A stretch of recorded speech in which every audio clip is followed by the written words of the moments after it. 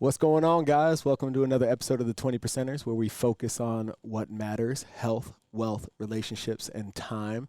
And I've got the honor of sitting down with Dr. Michael Andrula, owner of Valley Spinal Care.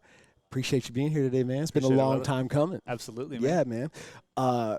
So we were talking off the mic, and I think this is the perfect time to have you on the show because we've walked very similar paths in our entrepreneurial progression. And I can remember when your office was right down the street from CrossFit PHX, you just beating the street, wearing holes in your shoes, knocking on doors, trying to create relationships and gather business. And that was about the same time I had just printed off 1,000 flyers to go do the same thing and plaster windshields, right? And what we were talking about off the mic is that entrepreneurial trajectory, right? Where when you're gathering momentum, how much work is actually required to move the needle.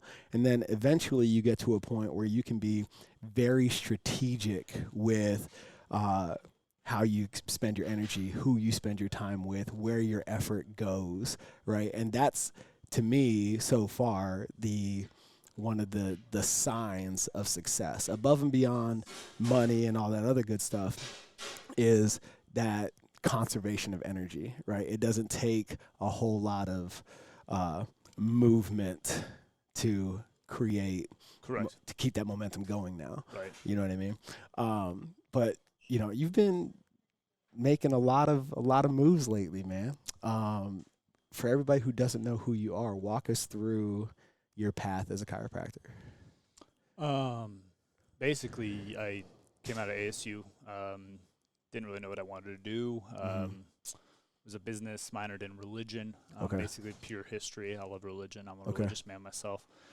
Didn't know what I was doing. I was going into commercial real estate, and then also I wanted to go into finance. And I'm like, oh, this is great. So basically, I stumbled upon chiropractic, had terrible headaches, and then went on a snowboarding trip with my boys, thinking I was like the X Games guy. This is back in 2002. Okay.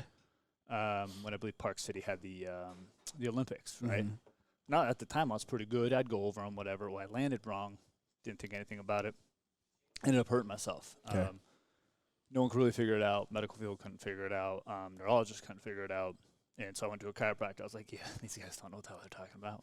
Why the heck would I go there? Yeah.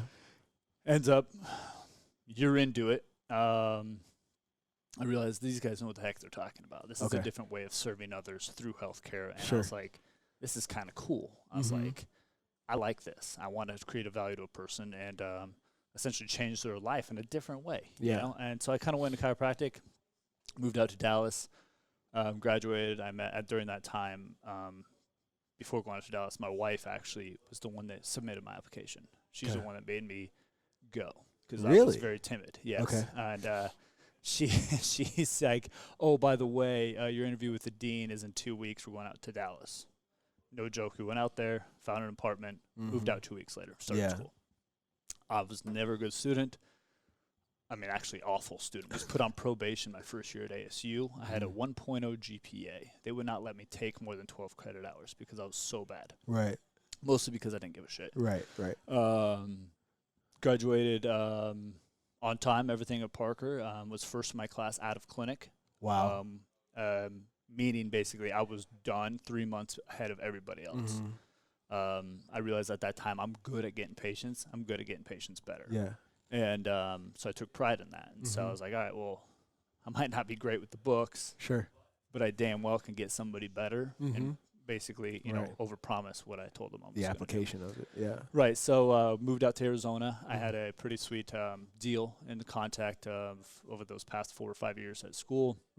Made a great contact with Dr. Maynard, who was the location at that time across from your practice. Yeah. And he still is today the chiropractor of the Cardinals. He was a chiropractor for some of the PGA, Diamondbacks.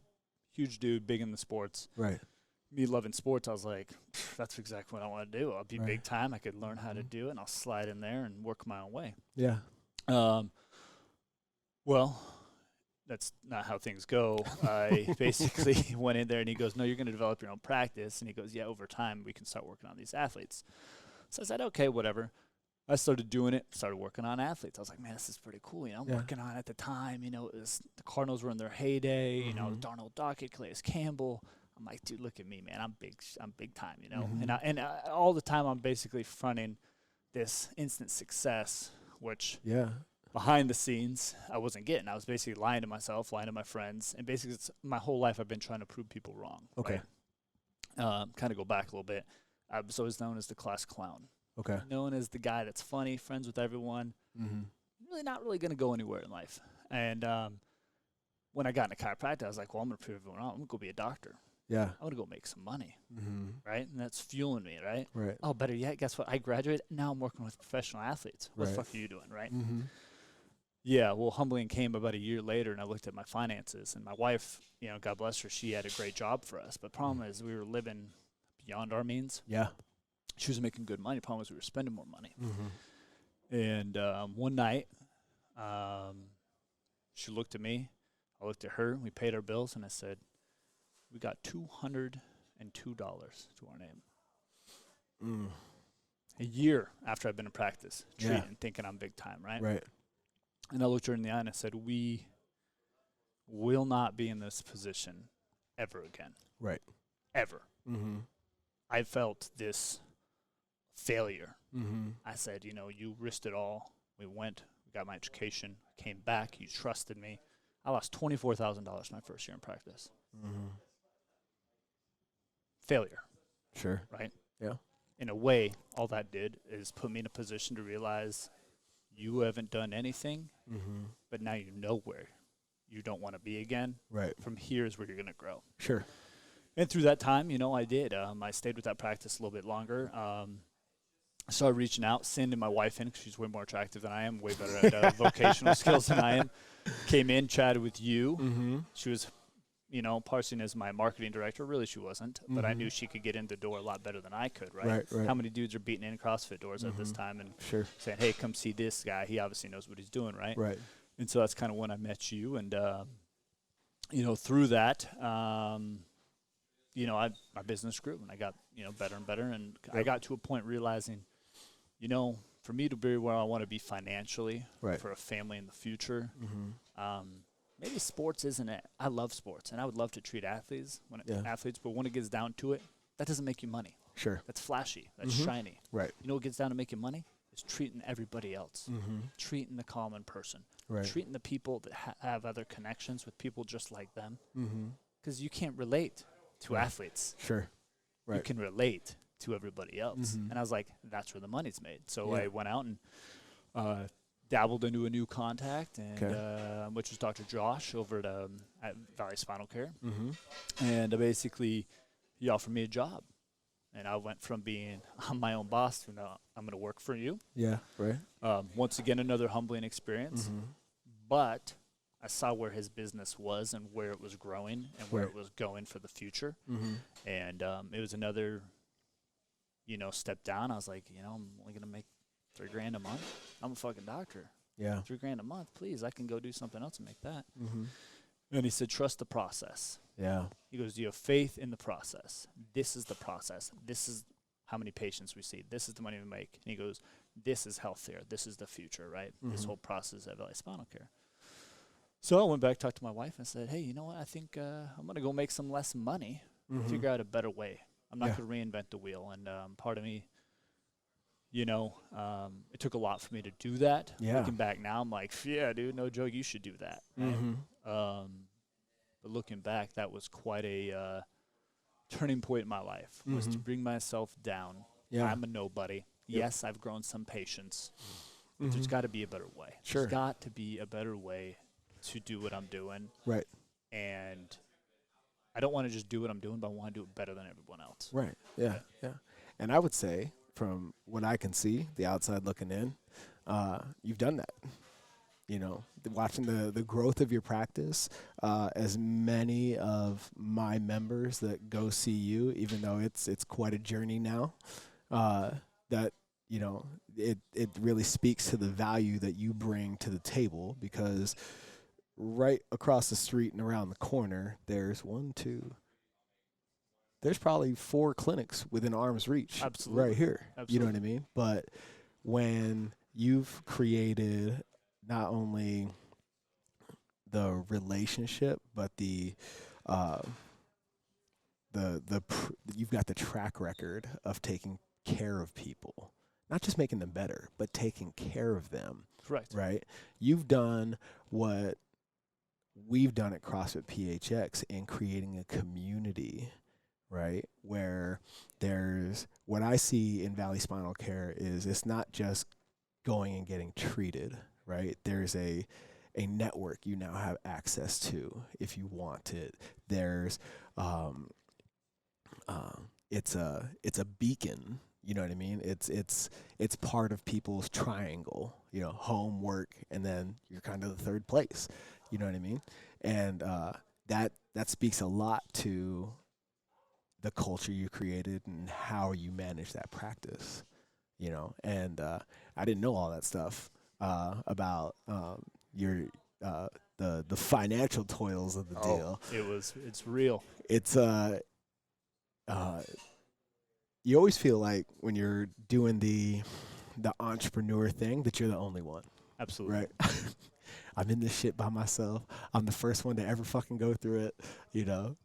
And come to find out, the more you share your story, the more you get out there and network and continually humble yourself, make sure that you're not the smartest person in the room. You're like, oh shit, at 3 years, like they were in the same spot I am. But look at them in 10, right? And you know, you start to share those stories and realize that it doesn't have to be part of the deal, but more often than not, it is. Right. Yeah. But one of the reoccurring things I notice in your timeline is this mentorship thing. Right. Right?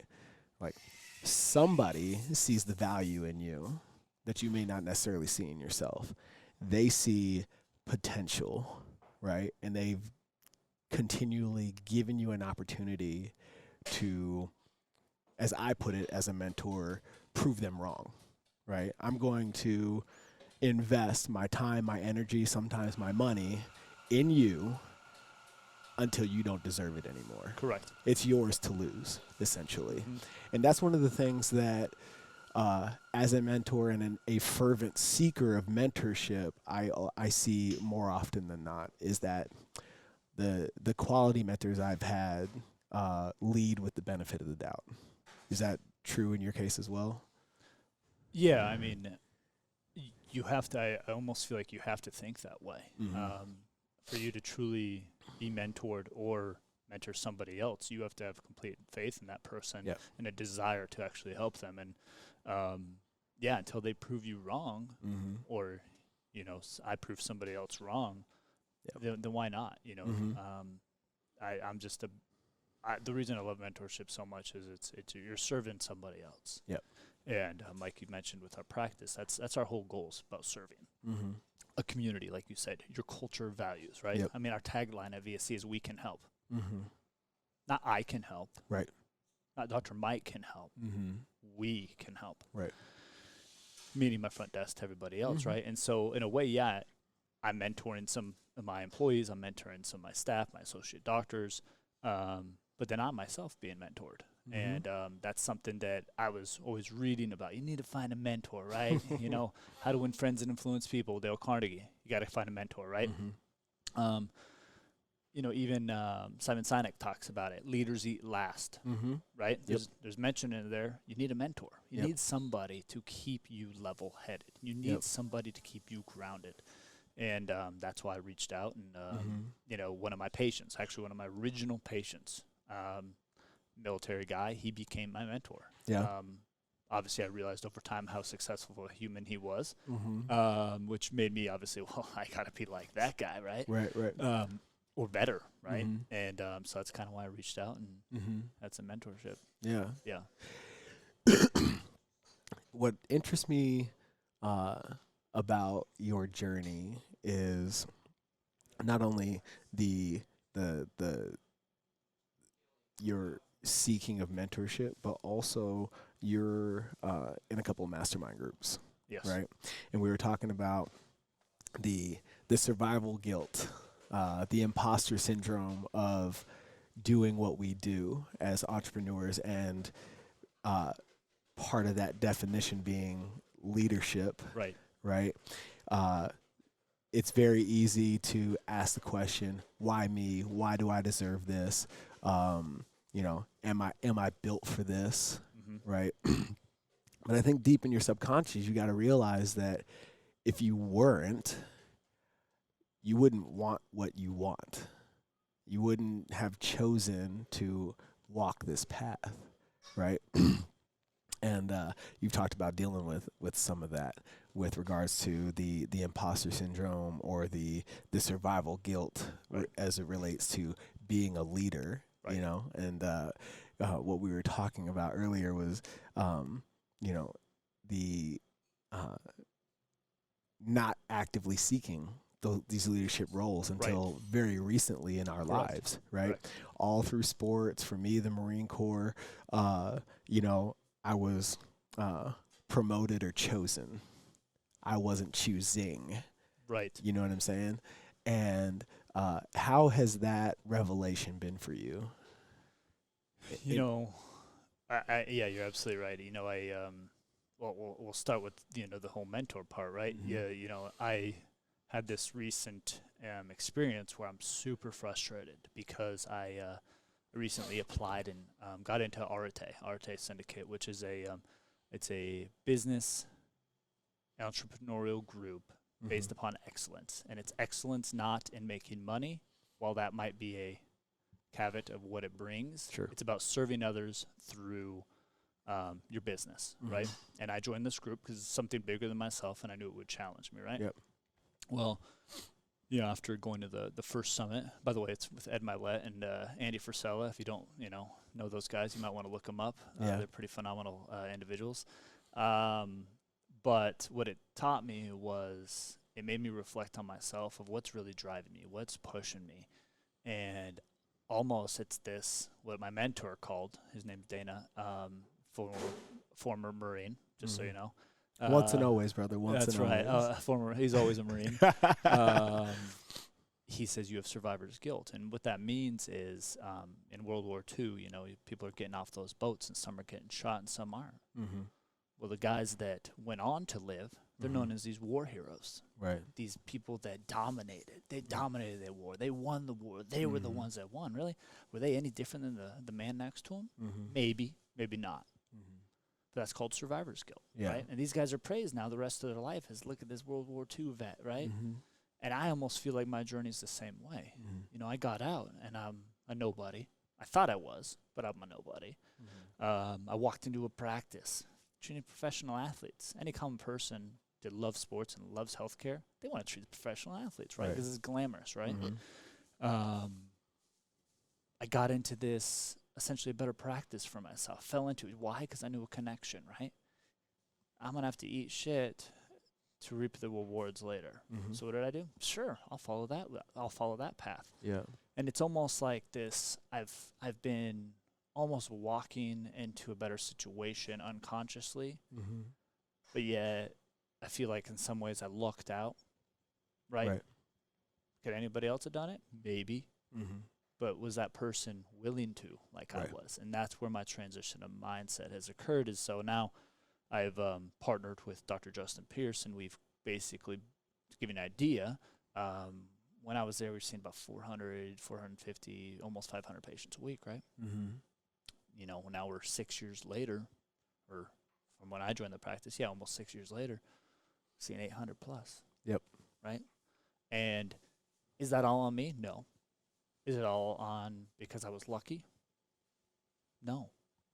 Some of that you have to do yourself. And I've realized that the survivor's guilt is a thing that motivates me just because I want to prove myself wrong, that no, I'm not just a survivor. Right.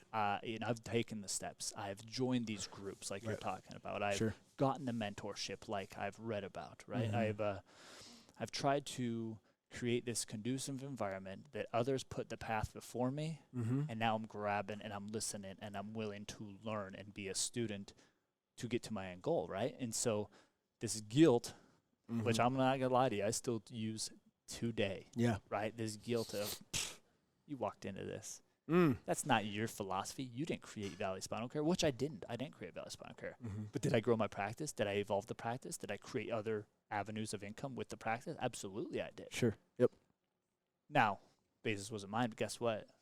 My power to basically persevere through the hardship shit got me to kind of where I am today. So, yeah, I mean, I'm going to continue to call it survivor's guilt because that motivates the hell out of me. Sure. But the power of having a mentor to clear those thoughts and the power of mastermind groups, like for me, Arte, being surrounded by individuals that are either equal or greater than the sum of I am. Sure. I can now be the dumbest person in the room and go back down to listening. Sure. Right? And getting more knowledge for myself and using that knowledge now to serve other people and help whatever I do kind of blossom. Yeah. But I think what's interesting and is often missed in that whole mastermind equation, right? Because we run around talking about don't be the smartest guy in the room. I want to be it's celebrated. I want to be the dumbest, the poorest, the least experienced person in the room, right? But what makes the mastermind experience beautiful is that in those areas where you lack experience, you're not making as much money. You don't have the education, right? Somebody else is lacking in one of your strong suits. Correct. Right? And that's what makes that amalgamation of experience, education, wealth powerful. Right? Is by virtue of that collective, you're able to fill each other's gaps, right? And everybody is able to bring value to the table. Correct. Right? And I think that when it comes to feeling undeserving, it's because we sell ourselves a little too short in not bringing enough to the table when there's immense value somewhere else, which is why you've been vetted and accepted into a group like Arte. And I feel like everybody in that group, either at one point or they currently still do, feel the same way as I do. We're sitting in there in these summits, and somebody asked a question. He's like, and this is a guy that's made probably over $100 million in his life. Sure. Raises his hand, asks a question about basically this not worthy of doing what he's doing. Yeah.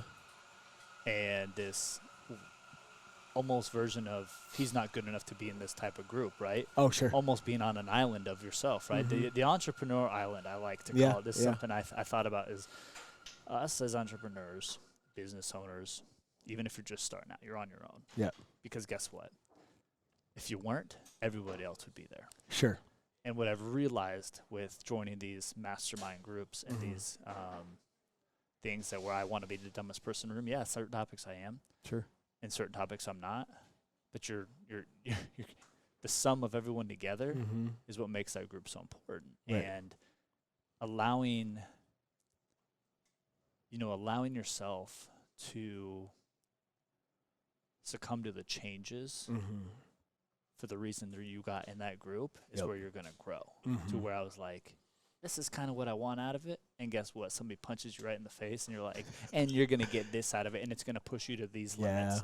And guess what? Everyone else in that group, no matter where they're come from, what field they're in, they're feeling the exact same way as you. Right. And it's this unique brotherhood or sisterhood, because we're male and female, both Arte. Yeah. That essentially, brings you together. And it's something I feel, until I joined, I was like, I don't need to be in that, that hoorah type of group, right? I don't need to be in this because guess what? I'm doing it on my own. Until you join it. Yeah. And you realize, man, everyone else thinks the same way as I do. And none of us should be on our own. We should be doing this for other people. We should serve other people. And 100%. guess what? I think business owners, they want to be the best, right? This is a great example of why I joined this group. I'm consulting for a couple other clinics, and I'm growing these clinics, teach them a new way of healthcare, how to grow, right? How to have the patient's interest first, and guess what? Your financial stuff will come along the road, right? Right. So he calls me. This was Thursday night, and he goes, aren't you scared that you're going to be consulting for all these people, and they're going to find out the better way to do it, and you're going to be out of a job? And I go, no. That's the reason I'm doing it in the first place, is my goal is to change healthcare. Yeah. What's the difference if it's my practice, I buy it, change it, put the people in it, and it's mine, versus I consult for 1,000 practices, they do it, and guess what? They turn around and consult for another practices. At the end of the day, I'm still making money. Right. That person found a better way to do it because of me. I'm servicing the industry, which is my goal and all, right? I go, at the end of the day, does it really matter if I'm making $1 million a year from consulting versus $3 million a year from owning my own business? Does it really matter when the end goal is there? Yeah. And he goes, well, what made you change that way of thinking? I go, being with something greater than myself, right? Yeah. Look at these businesses you're in, right? Look at, for instance, your gym has evolved drastically. Yep. Right? It was this box. Yeah. And it was known as the box, right? And you're like, I just got to get people memberships, right? Your business hasn't grown because you got more memberships. Right. Your business gotten a group grew because you took the time to serve other people, giving them that quality of life. Yep. Where did you learn that? Talking with like-minded people just like you, people that have been down the same road as you, other entrepreneurs, right? Right. The guy over at Urban, right? He was the guy that helped you, right? He helped you he kind of showed you a way. Yep. You evolved your way, and you got into a better situation. But then in this past 5 years, you're like, dude, I need to be part with people that understand me, right? Yep. People hold me accountable, somewhere I'm going to learn and feed off of people. And I think that's the importance of joining a mastermind group, joining a podcast you listen to, 2, 3, 4 podcasts you listen to. Make that your core community, right? If not, you're going to be on this island and feeling that emptiness. Right. Survivor's guilt all over again. You're not going to grow.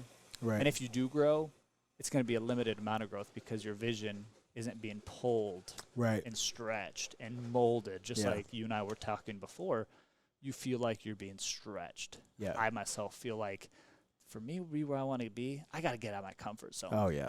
Who can help me get out of my comfort zone? Oh, RTA people can. Yep. Guess what? They can. Or, maybe I should turn into the 20%ers podcast. Did they interview somebody on there? Oh, dude, that guy's going through the same stuff as mine, right? So that's why entrepreneurial podcasts are so important. That's why mastermind groups are so important. Is it will stretch you to your limits and decrease the capacities that you're putting yourself on, right? A lot of that comes from John Maxwell's book, No Limits, right? It talks about the capacities and the limits that you put on yourself. Right. Well, how do you stretch those limits? You better be part of something that's greater than yourself, right? Which is those groups. They light the path, right, as you were saying, and in that recognition of potential, because one of the things that I notice is people will talk a big game. They have these massive aspirations, right? Completely doable. I wouldn't put them in the realm of the unrealistic by any means, but the life they're living compared to the gap between the life they're living and where they want to go is massive, but they don't know it. Right. They think this chasm is a small bridge, and there's growth that's required. There's things that must be done to bridge that massive gap.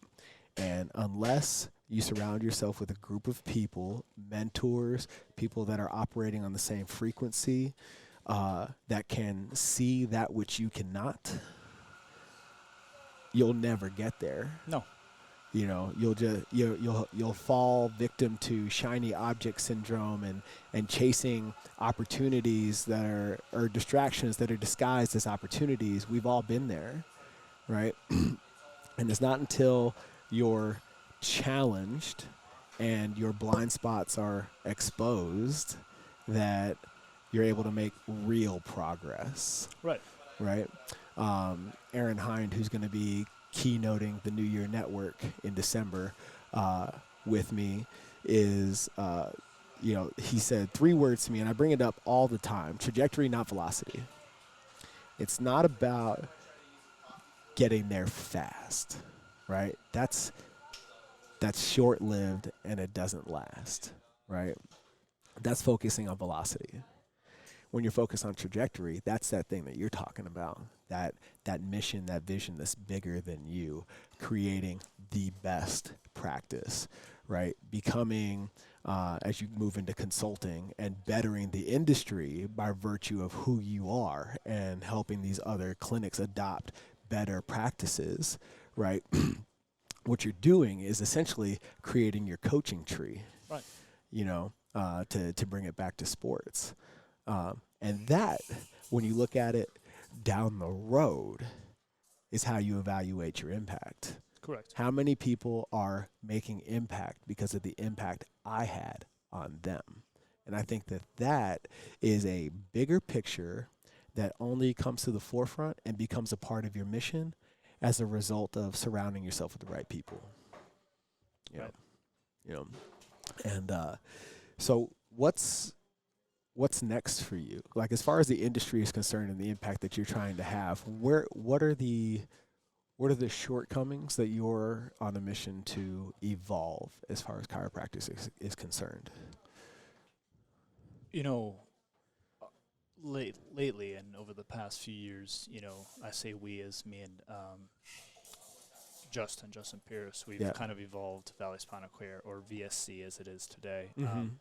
Wasn't more upon evolving chiropractic. It was evolving healthcare as a whole, right? So, for instance, my practice isn't our practices aren't just chiropractic. It's your physical therapy, it's your primary care, your pain management, down to your massage, all the way through a surgery center that evolves into stem cell, regenerative medicine, right? Yep. Epidurals, pain management, right? Joint injections, stuff like that, but it's all under one roof, right? And the problem with healthcare that I see is you have your primary care, sending you a referral for PT. That's great. Is there a follow-up? No. Okay, well, the PT says I can't fix it. You might want to go see a chiropractor. Now, the PT doesn't really work with that chiropractor. The chiropractor's like, yeah, this could work. The PT is going to get you a certain part, but really, unless we take care of, the cause, this isn't going to work, right? Right. So there's no basically congruity of care throughout the whole process. It's about what it should be about, and what we've evolved our clinic to, and why I'm doing consulting is it's about the patient. Yeah. It's patient-centered care. What does the patient want? A patient wants to know they can show up to a clinic, minimal to low out-of-pocket cost, and I can do everything. I can do my PT, my chiropractic, my weight loss, my anti-aging testosterone. Oh, if this happens, I have an injury, I can do my stem cell. I can do it all in one place. And guess what? All in that one place, there's somebody in charge of your care that you trust, you respect. He treats you like family. He knows your name. He knows your wife's name, your husband's name. He knows your kids' names. He knows what sports you are. He knows your birthdays. He knows your anniversaries. And guess what? It's about the patient. It's not about your pain, not about your problem. You start changing healthcare's philosophy from pain or problem to what do you want to do? Right. What do you want to be? What do you want to grow? What do you want to do? Oh, you want to play more tennis. You want to do more of this. You want to lose a bit of weight, right? There's a reason, and there's an emotional connection behind healthcare that nobody looks at. Everyone's looking at, I take this to cause this, and I want to mask this. Do people really want that? Or is there an emotional connection behind it? Sure. Patient A, comes in, knee pain. Why do you have knee pain? Oh, because I played this rec softball game. Sweet. Is that it? Or does that person feel a connection with his softball team? Right? It's his buddies. It's their company connection, right? So when they can't come into your clinic, they no longer get that emotional connection to their club or team. Right? So your goal as a practitioner is to change their life. Your not goal is to take care of the pain. And guess what? After you fix them, dude, how you doing? How's your batting average? What's that group doing? What are you guys doing? What are you guys being a part of, right? Right. Oh, do you guys go out after? What do you guys do, right? If you make healthcare based upon the personal level of a patient, the emotional connection of a patient, Yep.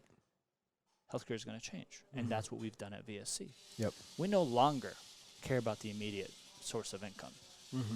It's going to come. You do things right. You treat people right. You provide value. Yep. And you create a culture, just like you were saying in the very beginning. You have work. You got home. Oh, and guess what? You got VSC. Yeah. They're your family, right? That's where I see healthcare transitioning. That's why I'm consulting. That's why I have this vision to literally transform the country's healthcare. Yeah. And I'm going to do it. I'm going to consult or buy clinics and change the way it's going to be. Yeah. And I'm starting with clinics as Texas. Why? Because Texas is the key to healthcare. Really? Oh, yeah. Oh, yeah. American Medical Association is huge. And guess what? Chiropractics, they've been battling about this whole supremacy of healthcare. You know, they're going to take away my, chance to diagnose. I don't give a shit what you're going to do. I'm going to teach you how to run a business based upon patient care, and we're going to include it all. We're going to work together. Yeah. We're not going to separate ourselves from each other. And that's the problem with healthcare, man, is everyone's like, well, I have the answer. Well, I have the answer. Can't more than one person have the answer? Sure. Right? Oh, yeah. Like, can't somebody work with the physical therapist or the personal trainer and not think, well, I'm the doctor, whatever I say says? Right. It's such a narrow way of thinking in this day's society. Check your ego out the door. 100%. There's somebody else out there that has an answer that's better than yours. Right. And guess what? If it's not better, it's just as good as yours. And you need to try it. Yeah. So that's why if you integrate healthcare the way we have, ranging from basic care to full-on surgery, managed by one operation, no more having to deal with different billers, different codes, different charges, different outcomes of care. Guess what? It's all going to be relative and playing across the board. So there's no reason why you would want to avoid that model. And it's funny. It's starting to trickle down into the specialties like hematology and oncology. They're starting to be bought by big Honor Healths and Mayo clinics because they're realizing that these clinics here are a little more successful than the big hospital cares. Why is it? Why are they more successful? Because they give a shit about the person. Right. They personalize it about the person. They remember the details. When you go to a Honor Health hospital, do you think those people give a damn about you? No, because it's about the money. Right. The money will come if you treat the person the way it should be. So, my journey with this is that's one of the things I'm doing. I'm trying to dive more in the community, be more community-based. Sure. Trying to create some more other avenues to reach out, whether it be indoor sports facilities, creating new clubs, reaching out because I love sports, into more of how I can provide the community different way of thinking based upon simple needs, right? I'm kind of getting into more not real estate because I feel like it's so saturated. I'm getting into creative avenues. So I've had a few business things come up in my book over the past year that have been like, you should really look into this. They're not flashy things. Right. They're things that over time are going to make some money. And they're things that over time are going to bring value to people that aren't flashy. And so now I'm kind of in this thing. I'm like, I don't want to be the new hot thing. I want to do something that's kind of different, creative. Yeah. That's something 5-10 years ago I'd been like, that's not glamorous. No one gives a damn about that. I don't care. Right. I'm going to put my attention out of those things. Because over the time I've evolved, one of my mentor, to give you an idea of not flashy, is he was getting paid $450,000 a year working for a guy that basically all they did was crating and packaging. He knew he could do it better by creating relationships with these corporations, right? And being almost a personal asset to this company, right? So what did he do? He went out and created 3 companies based upon that reason. If you look at it at the end of the day, it's called creating and packaging. Very similar to Amazon, right? Right. Is it glamorous? Is it shiny? Nope. But guess what? It works. Sure. And he's successful. And he's created these other multi-billion corporations a sense of a home. So his guy bids out deals that beats out the Amazons, that beats out the Walmarts, that beats out these people. And so I've started to evolve my way of thinking into, what do people want, man? People want relationships. Absolutely. And that's why the mastermind. and arete for me is so key, man. You are with relationships with people that are going to push you to the limits, and that's why I'm just like, dude, it's a different time for me. I'm finally to the point where nowhere in hell have I made it. I always have that survivor's guilt, but that's kind of where I see healthcare going, and that's kind of where I'm headed. That's awesome, man. Where, like, what are the signs? We were talking about trying on Breitlings and stuff like that. Right. You're a watch guy. I'm a watch guy. You know, we were talking about signs and that you've made it, right? As you move from one tier to the next. You talked about the boat, right? So that you could have this, share the same experiences you had as a kid with your kids.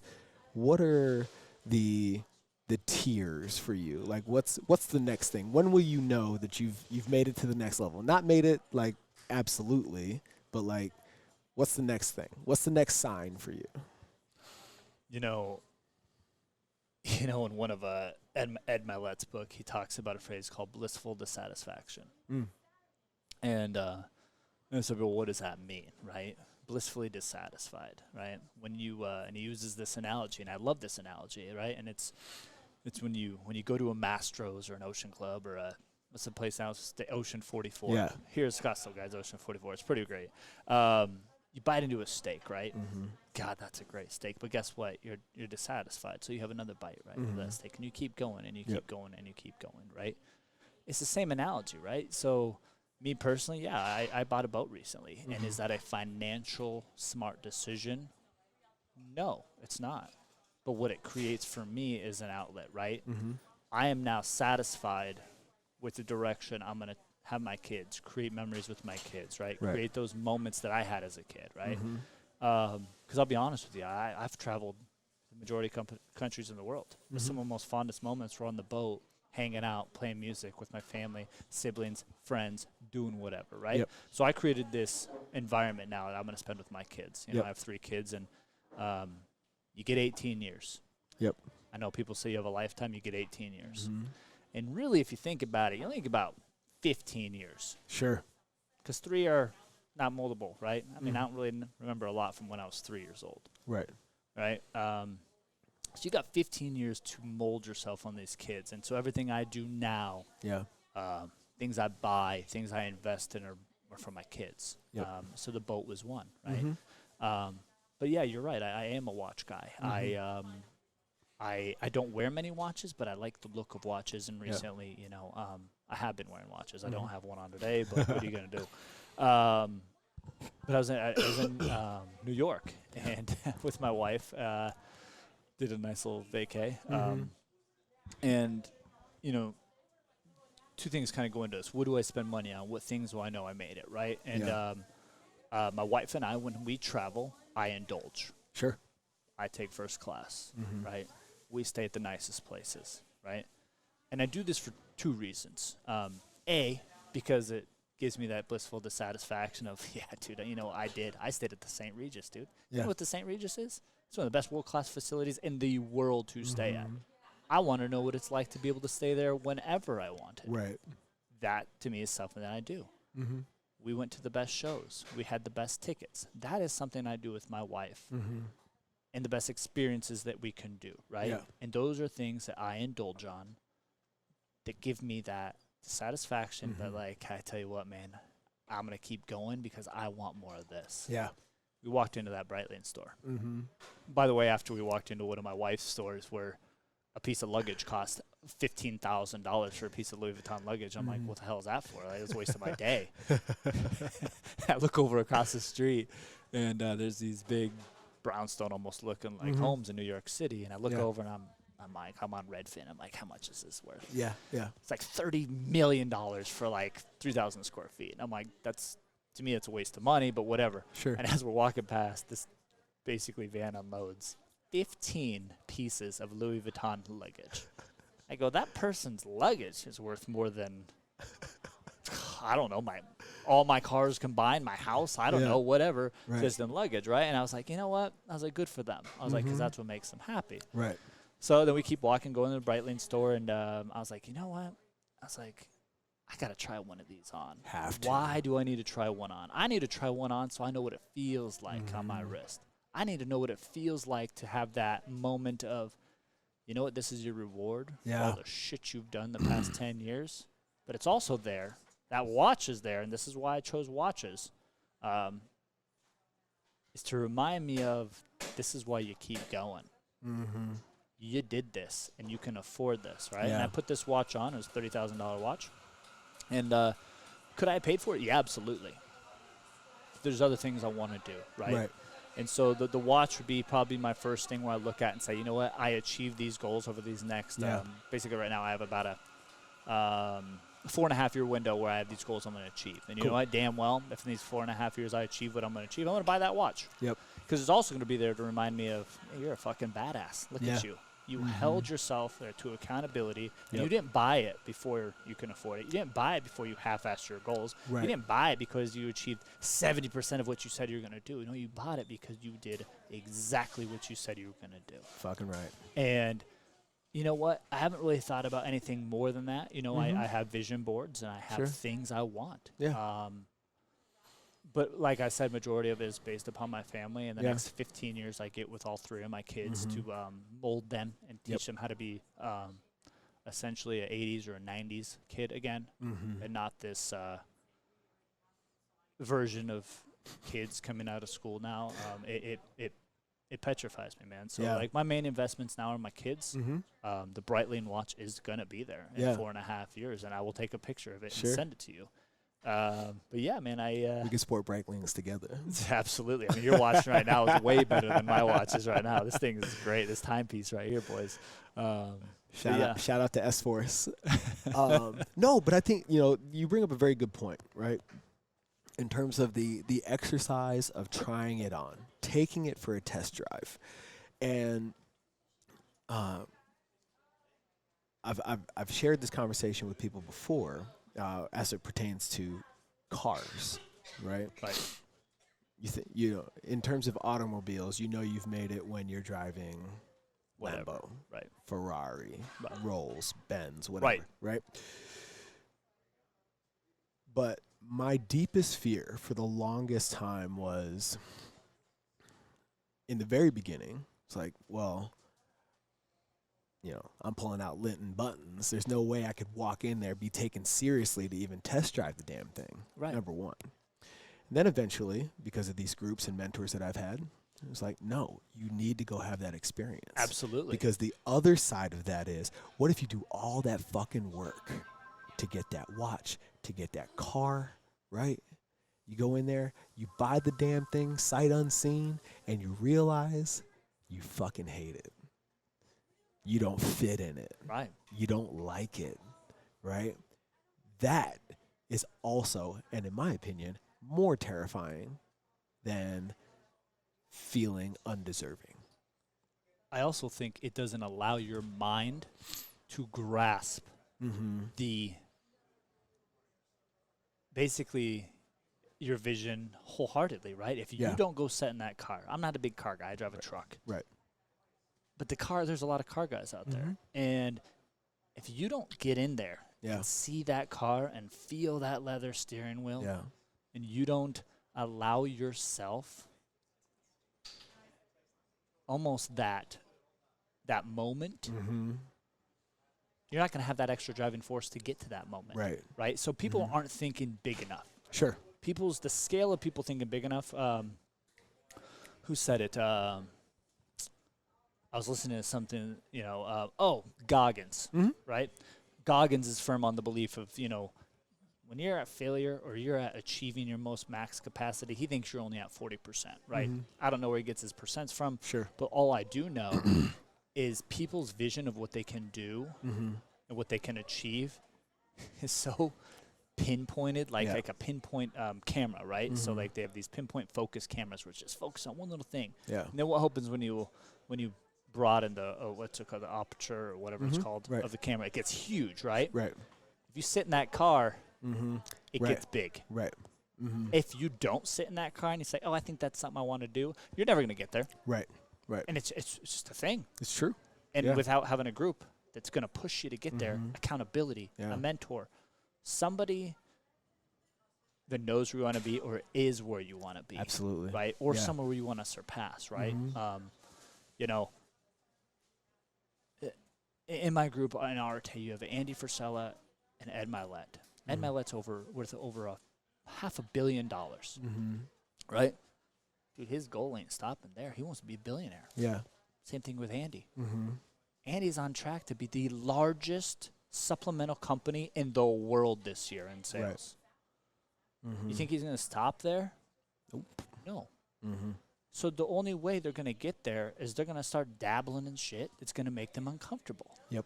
And you're right.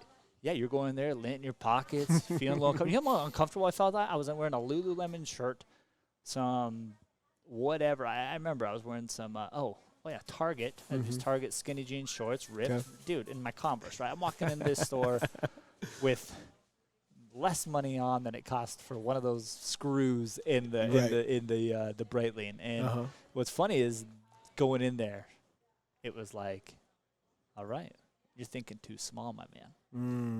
And what's funny is just stepping into that store or stepping in that car dealership, you're getting uncomfortable. Yep. You're pushing yourself. You're stretching your limits. Absolutely. Right? So there's a lot to be said with. I call it taking life for a test drive. Right.